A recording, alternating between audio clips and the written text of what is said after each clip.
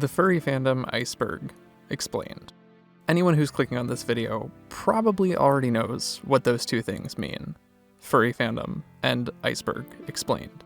But, as a little bit of an introduction, let's go over both of them. The Furry Fandom is a group of people with an interest in and an appreciation for anthropomorphic animals. An iceberg chart is a chart of topics related to an overarching theme, group of people, fandom, franchise, and so on. Iceberg charts typically descend from the most commonly known or least controversial topics down to the more obscure or uncomfortable topics surrounding that particular theme. If you want to jump into the iceberg itself, you can go to the timecode on screen right now. But if you want to understand some of the background for this particular iceberg and why it exists in the form that it does, keep watching. So two things I want to get into. First, why does this exist? Well, if you look up Furry Iceberg on YouTube, you're going to find that several other fairly large videos have popped up over the past couple of years. Videos about icebergs have been popular since about 2020 or so, really kicking off with the Super Mario 64 iceberg, which was first covered by Mascots and then later by NESC Retro in a much longer video. And most of the videos, particularly about the furry fandom, I have watched. They're all good videos, don't get me wrong, but all of them have one problem for me, and that's the icebergs themselves. I highly recommend you go and check out the videos by See Their Cord and Sarah's Things, among others. The thing is, most of the more well-known icebergs related to the furry fandom that I can find, or the ones covered in the previously mentioned videos, are either A, too surface level, B, too new, as in they don't cover anything really before about the year 2000, and honestly, in a lot of cases that's stretching it. Or C, they spend too much time for my taste focusing on bad actors and criminals who also happen to be furry fans. This iceberg was cobbled together by two of the top results when you search on Google. The icebergs by Sila Wolfron and Reddit user Semideus. And I apologize if I'm mispronouncing either of those names, please just let me know in the comments. While I started with those two icebergs, a lot of entries were either removed or rearranged, and many, many more were added on. I would like to point out here that this is part 1 of 10, and if you look at the runtime of this video, understand this is going to be a long, ongoing project. The other thing that I want to cover, a disclaimer. As several people who I've spoken to while doing research for this iceberg have told me, and as I agree with, the furry fandom is pretty good about outing the bad actors and outright criminals within its numbers. Probably, let's be honest, better than a lot of other communities. We're really good about calling out bad behavior and making sure that anybody who interacts with one of these bad actors knows up front. In all honesty, a lot of furry fans have a pretty low tolerance for this kind of That being said, the other videos covering these and similar icebergs that exist on YouTube go into quite a bit of detail about some of the more despicable people you might want to learn about. Not to mention that there are other channels on YouTube not related to iceberg content that deal with said bad actors in the furry fandom. That being said, this series is not a space to highlight people like that. As the saying goes, if you can't become famous, become infamous. A lot of the people that I'm referring to are infamous enough, and the information about them is out there. A lot of it's common knowledge, honestly. So this is going to be, instead, a look into the history and culture of furry as deep as we can possibly go over about the next year. Because the furry fandom has a deep, rich history and culture lasting about 40 years or so in the proper sense of a fandom, but it extends in a lot of ways millennia into the past. If you're a furry fan, or somebody who wants to learn more, heck, even if you're an anti-fur or a furry hater, give this video and the subsequent videos a watch. You might learn some stuff you've never encountered before, and stick around till the end of this video if you want the opportunity to potentially be a part of this project. With all of those disclaimers out of the way, let's jump into the first layer of the furry fandom iceberg, and see what there is to learn about this storied, often misunderstood group.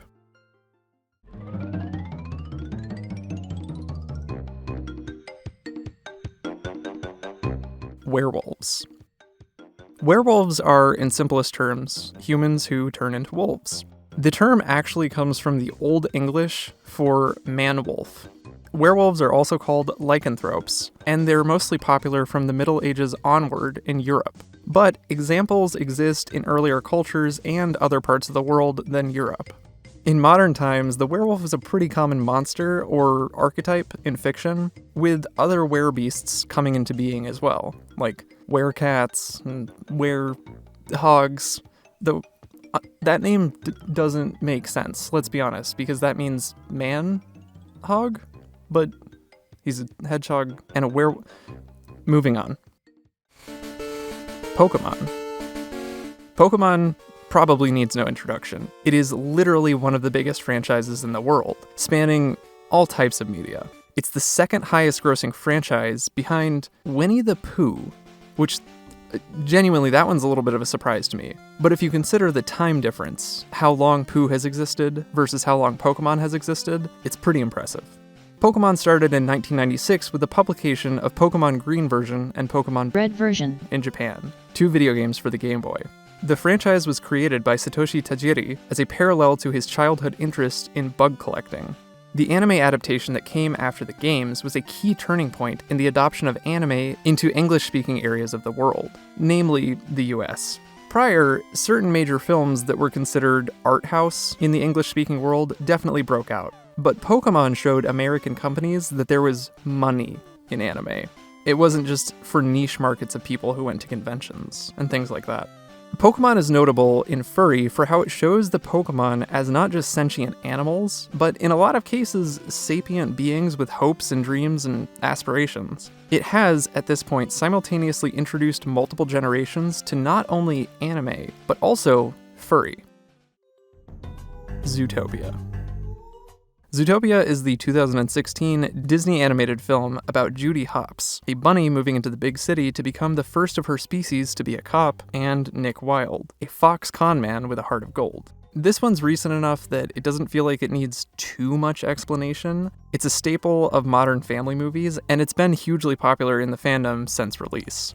In late 2022, there was actually a series of shorts called Zootopia Plus that got added to Disney Plus as well. Fans of the film who haven't seen any of those yet, this is your PSA. Go check them out. They're pretty good. Night in the Woods. Night in the Woods is the 2017 adventure game by Infinite Fall. It's the award-winning coming-of-age story that follows May, a cat who returns home to Possum Springs to find the town has changed and that time hasn't stopped since moving away. It's connected with a lot of people due to its emotionally resonant nature, and brought some people into the fandom from a less kid-friendly avenue than something like Zootopia. This is definitely something that we'll be seeing a lot of later in the Iceberg.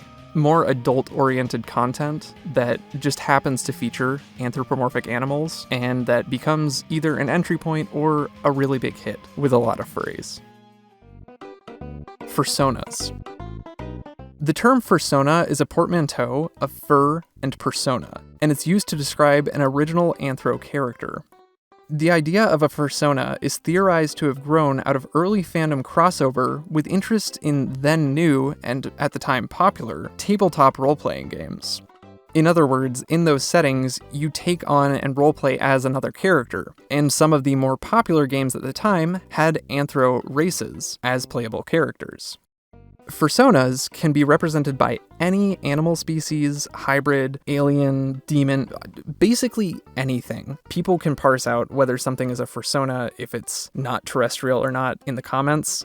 Many furries choose to create a fursona. At least one, but how many furries do you know that only actually have one fursona? Many have many fursonas.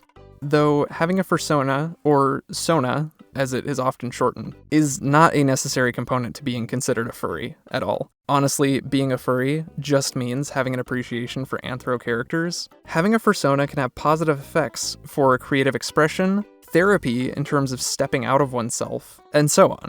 In some cases, one's fursona might be drastically different from one's day-to-day self. You might be super timid and introverted, but then your fursona is this massive extrovert who's like a rock star and is super gregarious. When you take on that fursona, it makes it easier for you to step out of yourself and become this other character.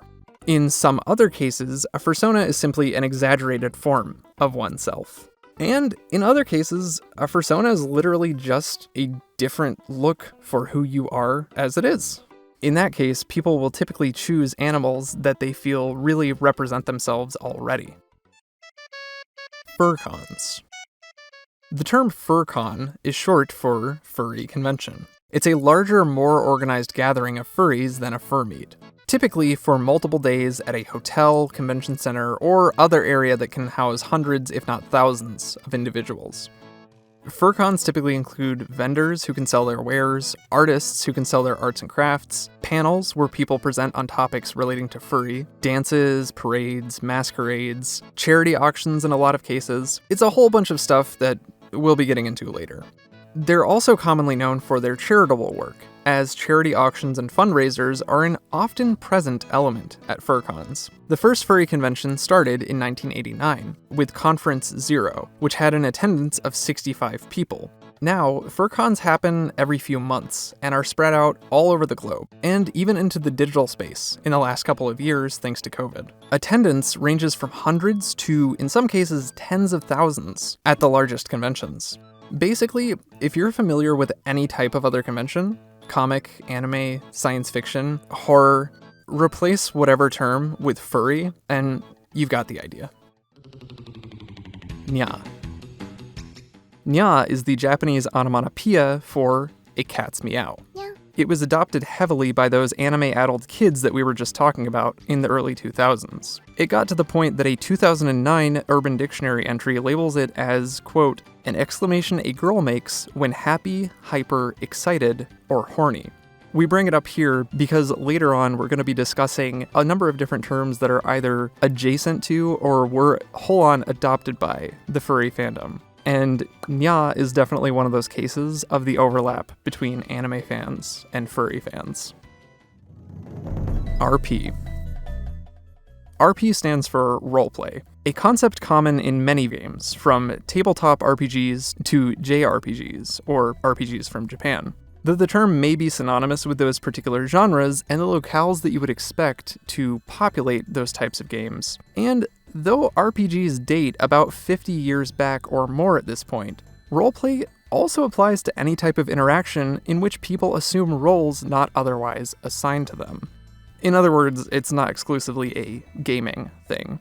And that's to say nothing of LARPing or live-action role-playing, where people get dressed up and play role-playing games in person, like as the characters, which honestly, I don't know, I've never done it, but it sounds like it could be pretty fun. Role-playing can be for the purposes of entertainment, self-empowerment, kink, therapy, and so on. This is a theme that you'll probably see multiple times on this iceberg, but taking on a different persona, for a lot of people, can really help them work out things with their own personality that either they struggle with or they don't like. Roleplay has also been an integral component of online culture, in chat rooms, forums, bulletin board systems, and so on, for decades at this point. We're talking before the modern internet even existed. Roleplaying was already an important thing for a lot of people who were networking their computers together. It's common to encounter furries who will roleplay as their original characters in interactive settings, which is why it's important here. The Bad Guys. The Bad Guys is the 2022 DreamWorks film, which is less a gateway to furry and in a lot of ways more an homage to it. In fact, I found this Rolling Stone article that says the film is not explicitly for furries and that furries were just really into it because Mr. Wolf is hot. I'm sorry, whoever wrote this article is probably not a furry, because the amount of callbacks to memes within the fandom, especially the amount that were used in the advertising for this movie, no, these people knew what they were doing. The Bad Guys was based on a series of children's books by the same name, and the film is noted for, like I said, a lot of the obvious references to multiple memes popular in the furry fandom. It follows a band of bad guys, with Mr. Wolf as their leader, as they go through a rehabilitation program to try and become good guys. Or at least that's what's expected of them, but they're just trying to get out of going to prison. This is, in my humble opinion, the best evidence in the past decade that DreamWorks and Sony are frankly leaving Disney in the dust in terms of technical animation prowess at this point. Well, okay, this and Enter the Spider-Verse, but come on, we all knew that. Fursuits. Fursuits have been an integral part of the fandom for more than 2 decades at this point. Though, admittedly, they are a newer fixture in the furry fandom than some may realize. Fursuits are costumes that can be full body, aka full suits, or just a head, arms, and feet, or some combination of those elements, or a partial suit. Typically, a fursuit is designed after one's original character or their fursona. And anybody who's attended any type of convention in the last 25 years or so has probably seen at least a couple of fursuiters. No matter what kind of convention it is, comic, anime, science fiction, furry, obviously, you're gonna encounter fursuiters. Fursuits are also the subject of quite a bit of history and controversy, as much as possible of which we will be getting to later. So, more on that later. Bears. Bears are large, hairy men in gay culture. The term bear emerged in the 1980s and has since come to stand alongside other animal-inspired terms like otters, gym rats, and so on. In recent years, the bear subculture has actually been pretty thoroughly studied academically, trying to pick apart what attracts men to this subculture. While this one's not necessarily furry per se, I did keep this one in from one of the other icebergs because, let's be honest, with how gay the furry community is, terms like this could be a soft intro or at least run in parallel to the fandom. Warrior cats. Warrior cats is the colloquial term for the characters in the Warriors book series, penned by Aaron Hunter. This is a little bit of a rabbit hole here, so follow me on this. The publisher HarperCollins asked for a fantasy series based around feral cats, but author Victoria Holmes didn't know much about fantasy. However, she did love cats, so she started with an outline of a world in which a book could have taken place. Kate Carey took Miss Holmes's notes and turned them into a book, which became the first book in the Warrior series. Over the next 20 years, and literally dozens of books later, the collective pseudonym Aaron Hunter has come to encompass 7 individuals who work together in varying capacities to expand the Warriors universe. There are several other series based in the same universe that follow animals other than feral cats. For 2000s kids, warrior cats were an easy introduction to the world of anthropomorphic animals. I worked at a library while I was in high school, and frankly, you could never get away from these books. And the kids in the kids section were always checking these books out. We couldn't keep them on the shelf. They were available at every library and book fair, and frankly, they were stupidly popular. Granted, I've never read any of them, so I don't know how they hold up, but they were definitely important for getting a lot of Gen Z kids into furry. Dragons. Dragons are scaly beasts who have appeared in numerous cultures globally since basically time immemorial. They vary between those that fly and have 4 legs, those that are more serpentine and reside in bodies of water, those that can breathe fire, and so on. In other words, there's a bunch of different types of dragons depending on the culture that you're talking about. They could have been inspired by dinosaur fossils or giant lizards or whatever, but at the end of the day, dragons are just cool, honestly. They're cool to the point that dragons are super popular among all age groups. What's more, in English-speaking works, they're either depicted as dumb brutes or scheming creatures with big galaxy brains and the ability for human speech. Like warrior cats, dragons are a super easy introduction to anthro animals for someone of any age, and being a staple of fantasy media, that means that the chance that someone will encounter a sapient dragon at some point in English-speaking pop culture is virtually guaranteed. Not to mention the popularity of dragons within the fandom. The number of people, well, more on that later. Catgirls. Catgirls, or nekomusume, as they are known in Japanese, are a common fixture in Japanese literature and fiction. They are, simply put, human women or girls with cat ears. Interestingly, nekomusume means cat daughter, but for some reason they're always translated into English as cat girls. They were popularized in the English-speaking world through anime and manga. Count the number of times that you hear that throughout this iceberg when it relates to Japanese culture. But the funny thing is, nekomusume have been around for hundreds of years. The term actually dates back, as far as anyone knows, the earliest occurrence of the phrase, to the 1700s, when a real-life catgirl was used in a misemono, which is a term that doesn't exactly translate literally into English. These were shows that were held during the Edo period in Japan, which were similar to the American concept of a freak show. Basically, a bunch of people who either looked weird, had talents, that type of thing. And in a lot of cases, misemono were associated with raising money for a local shrine or some other function like that. About 100 years ago from now, nekomusume became more and more popular in Japanese fiction, thanks to a resurgence of their appearance in Japanese literature. Needless to say, catgirls are popular among furries and people with a less favorable opinion of furries alike. I guess you could say there's like a scale of furry that people find acceptable, and once it goes beyond a certain point, it becomes not okay. Speaking of which, normies. Normies are people whose interests and opinions typically align with those popular or common among the general populace. It's sort of a pejorative term for the people who previously would have been called squares, straights, or other terms like that. Though some anti-furry sentiment comes from within the furry fandom itself, the majority of it comes from normies, let's be honest. Naturally, this is thanks to, as Urban Dictionary describes, the normies' predilection to ascribe value to popularity, or their lack of interest outside of things which are easily accessible. Obviously, this isn't to say that all normies are bad, or that all normies hate furries. That would just be silly. However, it's important if you're trying to understand the history of furry, to understand furry's relationship to other subcultures, countercultures, or culture at large, which would be represented here by normies. Furspeech. Furspeech describes the colloquialisms and idiosyncrasies common among furries. This can bleed into and out from other subcultures, thanks to the cross-pollination enabled by the internet and social media. Another term for it is furspeak, and it typically includes not only original terms like fursona, uwu, and so on, which we'll get to those later, but also modifications of existing words to seem more furry. For example, replacing every instance of for with fur. This is kind of similar to puns present with a lot of cat characters in anime, where the syllable na will be replaced with Nyaa, like we talked about before.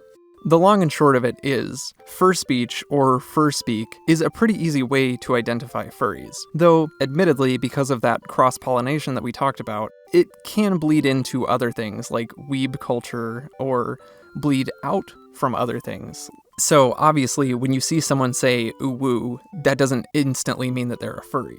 In fact, I've encountered plenty of furries in my time who find using any type of fur speech pretty cringe, but regardless, it's a part of the culture to an extent. Five Nights at Freddy's. Five Nights at Freddy's is a series of point-and-click survival horror games which began in 2014 and were originally developed by Scott Cawthon.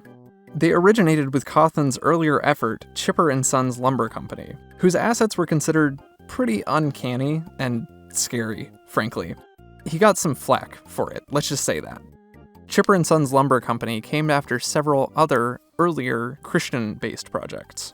Basically, Cawthon took the idea that the characters in his art style looked more like scary animatronics than cute critters, and ran with it, creating a lengthy series of games which have since grown into a multimedia franchise. It focuses on the players working in restaurants with sentient animatronics who come awake at night and try to unalive them. And the series is noted for its deep, convoluted lore told through implication and subtext. In more recent years, after Cawthon's political donations were publicized, he stepped away from the series, stating that he loves his queer fans, which, sure. Five Nights at Freddy's is notable not only for the amount of furry fandom fan art generated over the past decade from this series, but also due to its popularity with a younger audience, meaning that it has left a lasting impact on both how horror games have developed in the past 10 years, as well as offering a recent entry point for the fandom for a whole new generation. Think of it as warrior cats were an early 2000s phenomenon that funneled a bunch of younger people into the furry fandom. Five Nights at Freddy's was the thing that came slightly later that basically served the same function. It masqueraded as a series of horror games, but really, Cawthon was just trying to turn us all into furries all along. Furry social media.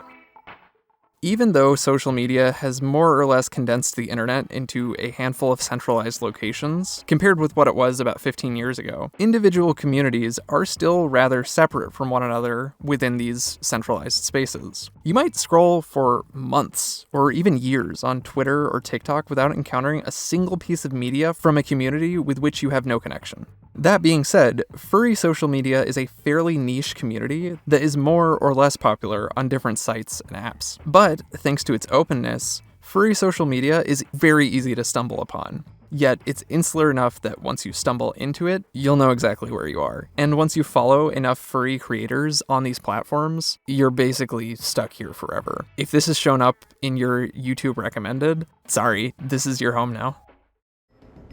VTubers.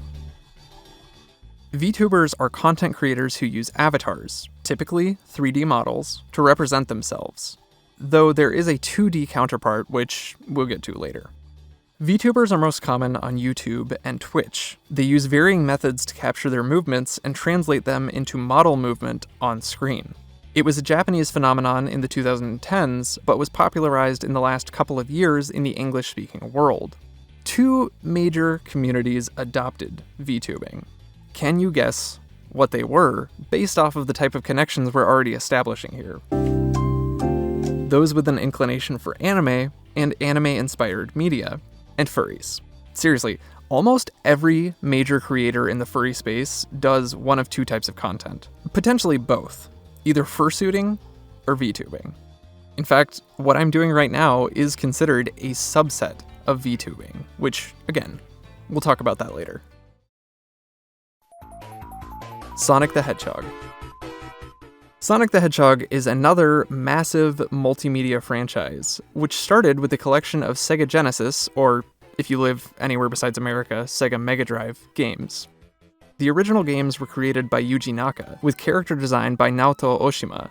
Sonic was originally intended as a mascot for Sega and a competitor for Mario, then obviously the mascot of Nintendo. His blue color was supposed to be representative of the company. He had the attitude of Bill Clinton, and shoes that were a callback to Michael Jackson's outfit on the cover of Bad. Basically, Sonic was designed to be the coolest mascot you've ever seen. And, what's more, he is defined by how fast he is. After those initial 3.5 games on the Sega Genesis, the series has expanded into a decades-long media empire. The important thing to remember here, in terms of furry, is that almost all of the characters in the Sonic franchise are anthro animals, including from the original titles, his buddy, Miles Tails Per Hour, and his rival-turned-frenemy? Knuckles, who are a fox and an echidna, respectively. What's more, in most cases, the characters represented in later games and expanded universe media, like comic books, are representative of unique species. It's inspired 2 or arguably 3 generations of furries at this point, as it's an easy entry point. They're marketed as games designed for children. It's really easy for any kid to pick up a Sonic game and then just really like anthro characters. It's also notable as coming to prominence almost concurrently with furry coming into the popular consciousness in the 1990s. But more on that later. Cringe Compilations. Cringe Compilations are, at this point, I would argue, one of the most common entry points to the fandom for those previously unfamiliar with it. They're a common, popular type of content on various sites, namely YouTube. Usually they're cobbled together with clips of furries and therians, who we will get to later, to make them seem as cringy as possible. This type of content usually seems to arise from a sense of schadenfreude, or harm joy, as it translates in English, which basically means taking pleasure in somebody else's pain. Usually these cringe compilations are uploaded by more or less faceless channels, and they garner loads of views. Speaking of pro tip, anybody else who's a furry creator in the audience, put furry cringe compilation or furry cringe in your tags. You're welcome. Balto. Balto is the 1995 Amblin Entertainment movie directed by Simon Wells. You might not recognize the name Amblin Entertainment, but you probably recognize DreamWorks, which the entire staff of Amblin was absorbed into after producing only 3 movies. The film later spawned 2 direct-to-video sequels, all 3 of which have remained pretty popular among furries. They feature the titular dog, Balto, assisting a sled dog team running diphtheria medicine to children in Alaska circa 1925. While it served as one of the primary examples of mid-90s anthro animal films that brought people into the fandom, the story for the film is notably mostly fabricated. But more on that later. My Little Pony. My Little Pony is another one of these huge franchises that we're seeing a lot of on this layer. It's a multimedia franchise developed by Hasbro in the early 80s as a girls' toy line. It features individual ponies with unique palettes and cutie marks, as the symbols which represent something about their personality are known. It's been rebooted multiple times in the past 40 years, ensuring that generation after generation will find an entry point into the world of anthro animals. The most well-known iteration in recent years at least, and the longest running, Friendship is Magic, ran from 2010 to 2019, where every other television series based on the franchise has lasted 2 years maximum. Friendship is Magic developed its own specific fandom, but More on that later. Midwest Furfest. Midwest Furfest is a convention specific to furry based in Rosemont, Illinois. It's been running since 2000 with an initial attendance of 473 people. At this point, Midwest Furfest, or as it's also known, MFF, has grown to be the largest in-person furry convention in the world, with 2022 attendance hitting 13,641 registered attendees. It's notable not just for its size and its prominence, but also because of its considerable charity work, a staple of the convention since its first year. Prior to that first convention in 2000, MFF began as a furry track at the science fiction convention Duck-On in 1994, at which point it was headed by Robert King, who went on to found and chair MFF until 2016. Rawr. Rawr is a mispronunciation or misspelling of Rawr, used on the internet since at least the late 90s. It was a common expression among both scene, or as most of us knew them, emo kids, in the 2000s and 2010s, but it's also notable as a piece of Furspeech. Remember we talked about that cross-pollination? Rawr is still used somewhat, but at this point it's mostly a joke or used ironically. Back then though, if you know, you know. It was kind of real. Watership Down. Watership Down is the 1972 debut novel by Richard Adams concerning a group of rabbits who break from their warren and search for a new place to live after realizing that their old home is going to be exterminated by humans. It was a huge influence on the proto and early furry fandoms, alongside its 1978 animated film adaptation directed by Martin Rosen. Watership Down is noted for its brutality, though admittedly a lot of this likely comes from the age-old misconception that animation is exclusively for children, or that stories about animals are exclusively for children. In both the case of the novel and the film, adults probably saw the cute little bunny rabbits, and then actually watched or read them and realized the work dealt with themes of death, genocide, xenophobia, totalitarianism, and lots of other, frankly, really pleasant topics. Instead of actually engaging with these themes and realizing that a potentially kid-friendly work could start explaining these themes to children, or recognizing that adults are allowed to enjoy animal-centric media and animation as well, it became an intergenerational tradition to talk about how awful and up Watership Down is for children. Which, comment below if you ever heard your parents say anything along those lines. Needless to say, the animation alone in the 1978 film, not to mention the quality of the text itself, makes this something that anyone with an interest in anthro media or quality animation should check out. It's notable here, of course, because it is an often cited early influence on the fandom, but outside of that, it's just fantastic as well. Digimon. Digimon is another massive multimedia franchise. It was initiated as a line of digital monster, Tamagotchi-type pets in the mid-90s. It's perhaps most well known in the English-speaking world for its anime adaptation, or its recent trading card game. Though at the time of its original release in America, the franchise was largely written off by Americans, as a Pokemon knockoff devoid of any real value. Admittedly, I have not watched it, I've never played the card game, I've never played any of the video games, so I can't really comment on this, but let me tell you, that sentiment was real. It was there. The original anime concerns a group of kids who warp into the digital world, where they meet the titular digital monsters. However, two major distinctions between Digimon and Pokemon is, one, Digimon can evolve and then de-evolve, whereas Pokemon, once they evolve, that's it. And two, Digimon can speak English, or Japanese, I guess. Where Pokemon trainers can get to know their Pokemon well enough to communicate with them effectively, Digimon can just straight up speak. It's notable here as another funnel, in this case for millennials mostly, into the furry fandom. Ear hats. Ear hats are hats which have ears on them. Usually, those ears are cat ears. Seriously though, ear hats are also available as headbands or clip-on ears. They have been popular among convention-going crowds for decades at this point, but especially in the 2000s onward. Again, anime fans, furries, and so on, everybody just really likes wearing cat ears. Arguably, this may be because they're the easiest way to become a cat girl, IRL, and to get bullied if you wear them outside of conventions, which, seriously, we've moved past that at this point, right? Because that was definitely a thing back in the 2000s and 2010s. There was always that one kid who would wear cat ears to school, and everybody would talk about them behind their back. Does that still happen? Are kids still that cruel? Fanfiction.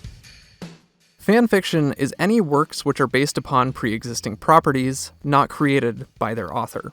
They span basically the entirety of written history, and in more recent years have evolved into other media, like fan films, fan games, and so on. But most often, this specific term, fanfiction, applies to short stories or serialized fiction based on properties and involving characters not created or owned by the author.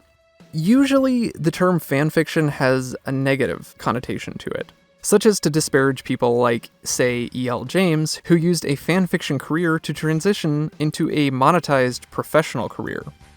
Or to make fun of people who just spend their time online writing and posting fanfics about characters they didn't create. Which, again, have we moved past that at this point? God, I hope so. Maybe I have too much hope for humanity. Fanfiction can be of any type or genre, though a lot of fanfic has the stereotype of being erotic in nature. I guess it's kind of like the furry fandom in that way, is that people who don't understand it assume that it's just a sex thing, but also, people generally ignore it when already established authors write fanfic about public domain characters, and instead call those works reimaginings, getting rid of the cringe label that's usually applied to it. Really though, fanfiction has been around forever, and I'd be curious to know why it has such a negative reputation. As with many online communities, fanfic was vital to early furry development in the salad days of the internet, with endless pages penned, or typed, in honor of some of the gateway fandoms we're mentioning here, in addition to countless other fandoms. This is another point at which anime fans, furry fans, science fiction fans, Friends fans, this just really applies to everybody. In the same way that roleplay was important to the furry fandom in the early internet, but involved multiple people, fanfic was important as a form of creative expression and kind of single-player roleplay for the early fandom. To this day, fanfic is extremely popular. Furmeets. Furmeets are an IRL gathering of furries, usually at a house or a public place. They can be a recurring event and are usually locked to a geographic region, a specific city or county, meaning that furries in a specific area will have a regular place to meet up with other people that share their interests. According to WikiFur, generally it's considered a furmeet if there are fewer than 100 people. Yeah, a furmeet of even 100 people, honestly even 60 even 30. I'm aggressively an introvert. That sounds like too much to me. Basically, furmeets are just a term for furries getting together, playing games, doing activities, and forming friendships and networking. They've been a staple of the fandom for decades, starting pre-internet and getting easier to organize and gather people together with the advent of the internet and social media. Bronies. Bronies are a niche fandom that popped up in the early 2010s, centered around appreciation of My Little Pony: Friendship is Magic. Remember earlier when we said that was the longest running iteration of MLP. As the name suggests, the term brony was typically used by men and boys to describe the, at the time, seemingly paradoxical and mystical nature of a fandom populated by males for a show aimed at adolescent girls. Ooh, because that's never happened ever. The female equivalent of the term was Pegasister, but it was basically up to the individual whether they wanted to be called brony or Pegasister. The fandom grew so large so quickly that Bronies even had their own conventions, including the preeminent one, BronyCon, which ran between 2011 and 2019, with about 10,000 people in attendance at the final BronyCon. It also, early on, inspired the creation of websites like Equestria Daily, which is a news website for My Little Pony and the fandom. Though the fandom has more or less fallen from popular knowledge in the past couple of years, it's still out there, with me being able to find announcements for conventions and meetups happening as recently as just a couple months ago. Bronies are noted here thanks to their parallel with furry, as it introduced many people to Anthrofiction, or at least got them more interested in it. There was a lot of crossover between bronies and furries in the 2010s, with a lot of bronies becoming furries and a lot of furries being interested in MLP and thus becoming bronies as well. Kemonomimi. Kemonomimi is the Japanese term literally meaning animal ears. This includes cat ears, which, as you'll recall, are vital for the creation of Catgirls, and which can be helped with cat hats. However, Kemonomimi is the more general term, where, of course, Nekomimi, or cat ears, is more specific to what we talked about earlier. Kemonomimi are popular in anime and manga, and has, of course, a widespread overlap with furry, while not explicitly being furry. Because again, we're talking about humans who just happen to have animal ears. While cats are definitely the most popular in terms of Kemonomimi, tons of other species have been represented over the decades. Owo. Owo is another one that seems pretty simple on the surface, but is actually kind of a rabbit hole. It's an expression of surprise used by multiple communities, like we've been talking about, but often associated with furry thanks to multiple memes and copypastas that link furry with Owo. It was originally a morph of Uwu, which is a self-satisfied, happy cat mouth emoticon, Owo being around since at least the early 2010s, at least in the English-speaking world. Uwu is noted as originating on the Japanese side of the internet, or in fanfiction revolving around anime as early as 2005, though of course it's difficult to parse out where the first instance of Uwu was. Uwu gained widespread recognition on Tumblr and other sites around 2014. Anybody who was present at the time, do you remember how people were complaining when Uwu first got popular about Uwu culture? Maybe we'll talk about that later, if there's enough interest in it. In 2015, Owo was popularized by an online comic mocking furries and their predilection for roleplay. From there, Owo took off in the forms of memes and copypastas, to the point that the association with furry is almost inextricable now. So while this might not have originally been a furry term, at this point, it has been adopted as a part of Furspeech and is used either ironically or sincerely, or both at the same time, by a lot of furries on the internet. Walt Disney Animation Studios. Walt Disney Animation Studios was one of the most important influences on both the early and modern furry fandom, thanks to the amount of films that they have produced that involve anthropomorphic animals. It was founded 100 years ago this year, though it's been noted by furry fandom historian Jay Brandstetter, who I contacted for some of this research, that it wasn't until after Walt Disney's death in 1966 that the animation studio started producing more quintessentially furry media. There are so many, but a quick rundown of the really important ones would be Robin Hood, The Rescuers, Beauty and the Beast, The Lion King, Brother Bear, and, as we talked about earlier, Zootopia. There are plenty of other examples, but those are some of the big ones. Some of the films were noted by early furry fans as having an influence on the fandom, as well as later generations for providing easy entry points into the fandom after the fandom coalesced into a proper fandom. Looney Tunes. Looney Tunes was a series of Warner Brothers theatrical shorts produced alongside their other shorts, Merry Melodies, from 1930 to 1969. Later, a lot of the shorts were syndicated on television, and multiple full films were produced with Looney Tunes characters, as well as theme park rides, video games, merchandising, you name it. This was an early influence on the young furry fandom alongside Disney, thanks to the multitude of anthropomorphic characters present in the Looney Tunes canon.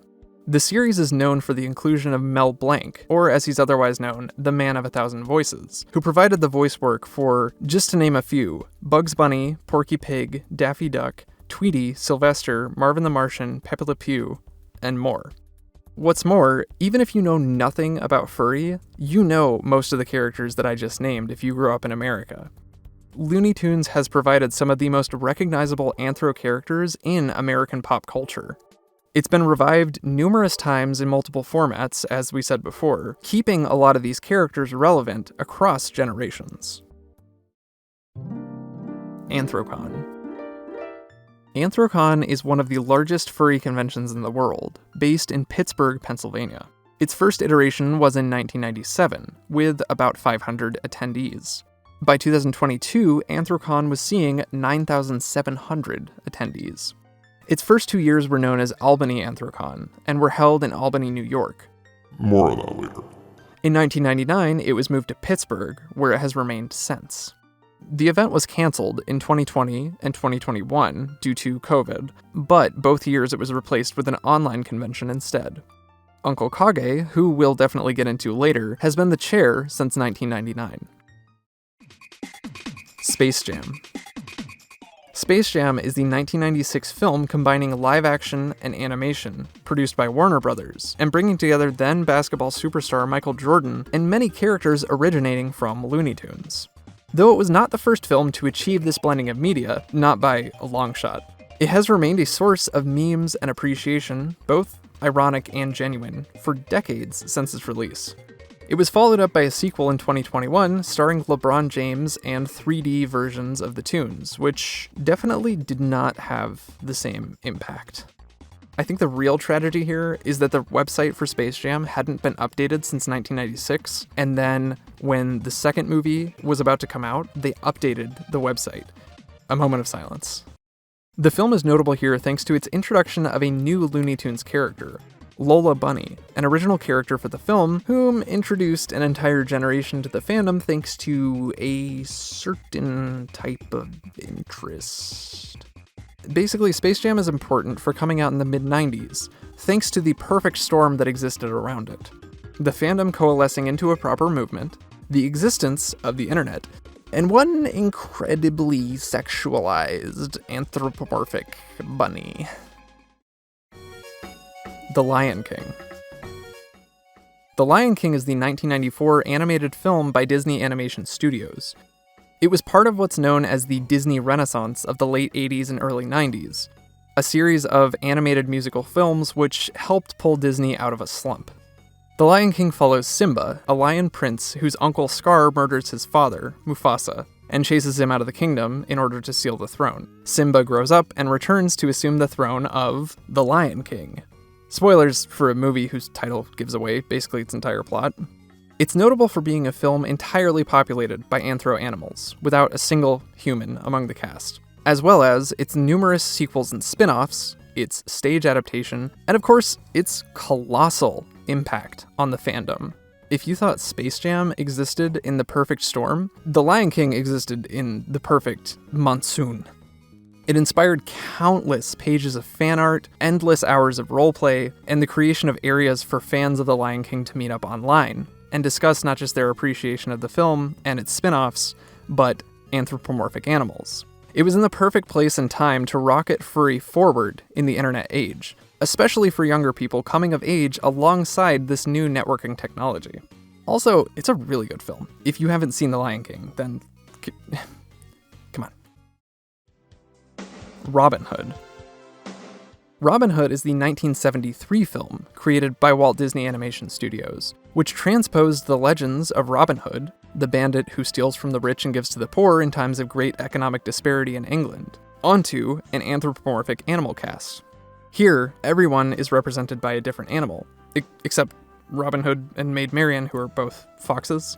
You've also got Little John as a bear, who shared a voice and a good bit of recycled animation with Baloo from the Jungle Book, King Richard as a lion, the Sheriff of Nottingham as a wolf, and so on. I genuinely, when I was writing this, had forgotten that he is the Sheriff of Nottingham and he is a wolf. That is all. The film is told in an episodic format reminiscent of how the film is cobbled from multiple stories about the same cast of characters. It's notable as an influence on the early fandom, but in my opinion, surprisingly, also due to its poor reception upon release. It's remained a furry awakening point for multiple generations since. Eurofurence. Eurofurence is the largest non-American furry convention, and the longest-running furry convention still going in 2023. It began in 1995, and is typically held in Germany, but has moved a few times to other parts of Europe. It was held in Sweden for Eurofurence 2, Netherlands for Eurofurence 4, and Czech Republic for Eurofurence 9. Otherwise, it's been in different parts of Germany. Since 2014, it has been held consistently in Berlin. Similar to most conventions, Eurofurence 26 was delayed 2 years thanks to COVID, meaning 2020 and 2021 went without conventions. But the 2022 edition garnered just shy of 3,500 attendees. The current chairman of the convention, Cheetah, took over in 1997, and has remained chair for almost every year since. Star Fox. Star Fox is a video game franchise beginning with the eponymous Super Nintendo entry in 1993, and it's kind of had a rocky past since then, with a cancelled, much later released Super Nintendo sequel, a solid N64 entry, and then a lengthy run of hits and misses. It's notable for its cast being entirely anthro animals as space pilots, and later the introduction of new, non-pilot characters like Crystal, which, if you grew up around the same time that I did, and you had access to the internet, you know who Crystal is. It was an influence in catalyzing the online furry fandom in the 90s and 2000s, and bringing together some of the people we'll discuss later in this iceberg. Mascots. Mascots are anthro characters, animal or not, who represent things. That could be a location like a city, a sports team, a brand. Honestly, they can represent just about anything. Usually, mascots are portrayed in an animated or static artistic manner, or by people wearing costumes which depict said character. They're usually seen at events like sports games, book fairs, or other public-facing gatherings for whatever they represent. In fact, I used to wear the Clifford the Big Red Dog costume at local book fairs when I worked at a library in high school. So even though I might not own a fursuit, I got paid to fursuit in the past. Basically, they're more loose-fitting, generally more cheaply made fursuits, if you really think about it. Mascots are basically everywhere, existing in tons and tons of cultures. And if you really think about it, a lot of ancient gods were kind of like mascots because they would represent concepts like death or fertility or harvest or wine. So what I'm saying is that mascot culture is just kind of a modern pantheism, and I'm here for it. Whether they're animals or not, they're usually anthropomorphic creatures, so you can see them as an easy entry point into the fandom. Kimba the White Lion. Kimba the White Lion, originally known as Jungle Emperor Leo, is a manga and anime created by the god of anime, as he's known, Osamu Tezuka. It follows Kimba as he grows up in a world of humans and anthro animals. In modern times, Kimba the White Lion is perhaps most well known for erroneously being named as a direct inspiration for The Lion King. In fact, the Wikifur article still maintains that claim. In other words, for the past 30 years or so, people have been claiming that Disney ripped off Tezuka. There's a whole 2.5-hour video made by Your Movie Sucks. He did the research. If you haven't watched it, go watch it if you want to learn more. However, earlier, Kimba the White Lion was important for the fandom. Along with some of Tezuka's other works, it was a direct influence on the original meetups that coalesced into the furry fandom. More on that later. Wolf Girl/Horse Girl. The Wolf Girl was that girl in everyone's class in grade school who would wear the Two Wolf Moon shirt and whose entire room was decorated with painting prints of wolves and such. Alternatively, the Horse Girl was the girl who did the same thing just with horses. It was basically those kids whose fandom was a specific species. If you've interacted with a lot of furries, you probably know that that's quintessential furry behavior, basing your entire appearance, wardrobe, aesthetic, personality around a specific species. In the context of the wolf girl and the horse girl, however, they were basically those kids who were willing to unabashedly be weird, and who probably got made fun of a lot, and who didn't deserve it. Is this a thing that still exists? Does the horse girl exist outside of the South? Or did I only experience that because I grew up in the South? Are kids still this cruel? They're notable as being a bridge point for anthropomorphizing animals, because when you're that enthralled with a specific species, at some point, you're probably going to start ascribing emotion and feeling and anthropomorphization to those animals. Clip-on tails. Clip-on tails are similar to the ear hats we mentioned earlier. They're faux animal tails often sold at conventions from the 90s onward or online. They are usually worn by the same kids at school who would wear the ear hats or the ear headbands. And I promise this is the last time I'm going to say this on this layer, but usually led to them getting made fun of. Which, once again, just don't be an They're not hurting anyone, is my point.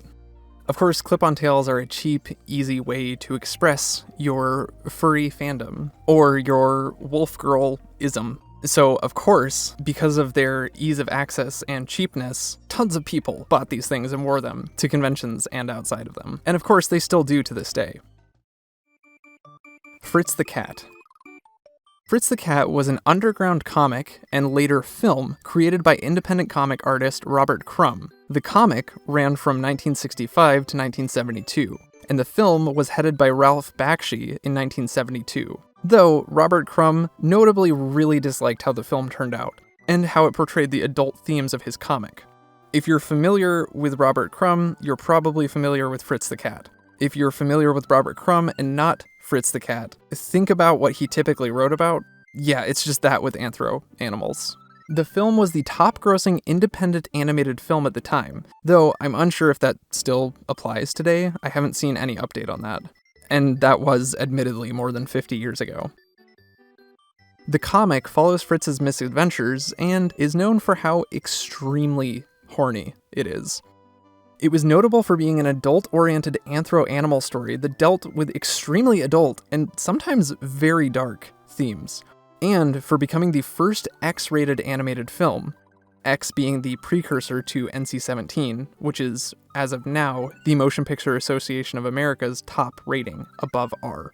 The comic and later film showed, even before the fandom proper coalesced, that there was a place for non-kid-friendly anthro stories, including sexual and violent themes. We explored earlier how Watership Down could arguably be a good way to introduce a child to very heavy existential themes. Fritz the Cat is definitely not that. Fritz the Cat is explicitly not for children. It also served as an influence for later adult-oriented furry comics in particular, and also other furry media. Playboy Bunnies. Playboy Bunnies are the waitstaff at Playboy clubs, the first of which opened in 1960 and have remained open since. The women who dress this way kind of look like they're wearing tuxedo lingerie, but the most defining feature probably is the headband with bunny ears on it. This isn't exactly furry, but it was included on one of the other icebergs, and I wanted to keep it because it is furry adjacent. And it brings up a very interesting point, in my opinion. Playboy Bunnies are notable to me, given how extremely normie Playboy is. Think about it. Think about, in America, adult content. What is the one name that you typically associate with it? Okay, besides the obvious website that you're probably thinking of, it's probably Playboy. It's remarkable to me that this type of performative presentation is acceptable to the most normie loving audience. But anything beyond ears like that, it's a little too spicy. The Legend of Zelda. The Legend of Zelda is a long-running series of video games exclusive to Nintendo consoles, which started with The Legend of Zelda for the Nintendo Entertainment System, or Famicom, in 1986. It was created by Shigeru Miyamoto, notable of course as the creator of also Super Mario Bros., Donkey Kong, Star Fox, and more. The Legend of Zelda, as a series, has a history of anthro enemies, or original species, with entries like Majora's Mask offering the player the ability to turn the series protagonist's Link into varying other races. Perhaps more notably, 2006's Twilight Princess provided the opportunity for players to take on a wolf form, providing solace for wolf girls everywhere. More recently, entries like Breath of the Wild have offered up characters like Cass, the Bard Bird Boy, and Prince Sidon, the Fish Prince Man, who might come off as furry bait to some. Okay, let's be honest. These are furry bait. These characters, you cannot tell me they are not furry bait. This is avian bait. This is fishy bait. In a lot of ways, while this series has been around for almost 40 years, it's arguably gotten more furry over time, offering a parallel for the fandom and an entry point for some. Though not explicitly furry, it does offer a pretty easy entry point for a lot of people. The Fandom. The Fandom is a 2020 documentary film co-directed and headed by Ash Coyote. It's available for viewing for free on her YouTube channel, and it's notable for not only the accolades it garnered, but its chronicling of the early fandom through direct interviews with some of the people who were there, and who became instrumental throughout the 90s and later. It also presents archival footage of those early meetups and first conventions, exploring how the furry fandom grew from chance encounters between those founders to the international phenomenon that we know today. It was crowdfunded on Kickstarter in May 2019, amassing a budget of $32,000, and shot between June and October of that year. It was released in July of 2020, and was a follow-up to Ash Coyote's 7-part series of the same name, released between March and May 2019, also on her YouTube channel. Currently, she's working on a follow-up second season to that original series. The Fandom is frankly probably one of the best, most wholesome introductions to the fandom for outsiders, as well as an exploration of history of which many people entering the fandom may be unaware. The film was a huge inspiration on me personally, finally entering the fandom after only tangentially being a part of it for like 15 years, and frankly it's a great watch all around. This one's free, it'll be linked down below, just go check it out if you haven't, it's great. So that wraps up the first layer of the Furry Fandom Iceberg. Now, a couple closing thoughts before we end today. My vision for this iceberg is that it will be a living iceberg. In other words, I've already written out all 10 tiers of this. However, I know that I'm missing things. And if my main contention with most other furry fandom icebergs is that they're not inclusive enough, and that they don't include enough history, lore, funny anecdotes, what have you, it would be hypocritical of me to not be open to adding more to the iceberg as we go on. That being said, by the time that this goes up, the second layer will probably almost be done. But drop your suggestions in the comments below. I might not use all of them, depending on what the contents of those suggestions are. But if you know something about the history or culture of the furry fandom that you know needs to get included in this project, drop it below and I will credit anybody whose suggestions I use as entries in future videos. As of right now, my plan is to release one layer of this iceberg per month for the remainder of the year, which would put us ending in about November 2023. It'll total 10 parts, and then there will be a completed video which will be revised for any inaccuracies that anybody catches over the course of the year, anything new that needs to get added onto layers that were already completed by the time that those things were suggested, and expansion on any entries for which I don't go into enough detail. Each part of the iceberg will have one or several themes. Pause the video real quick and think. This first layer had 3 themes. What could they have been? They were popular gateways into the fandom, early influences on the fandom, and parallels to the furry fandom in non-furry culture. Granted, I am not going to be spoiling the themes for any of the following layers. You'll just have to wait for those. I'd also like to up top thank Jay Brandstetter for letting me interview him for this and some of the later parts of this iceberg. Jay is one of many people who are involved in the creation of this video series, and all of them will be named and thanked at the end of the layers for which they provided research assistance.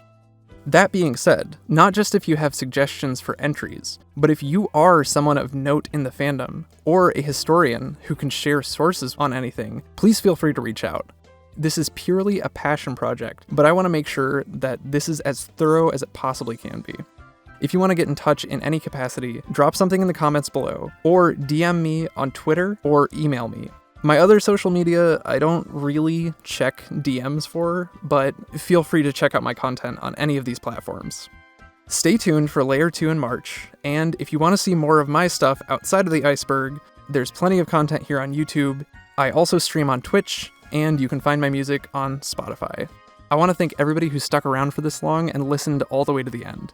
If that's the case, then you're like me, and you can probably just sit and listen to a single Iceberg video that's like 6 hours long in one sitting while you're working or something like that. If you've made it this far, drop the cat joy emoji in the comments so that I know how many of you actually finished this. Thank you once more for everybody who's watching, and I will see you next week with something different, and next month with Layer 2 of the Furry Fandom Iceberg.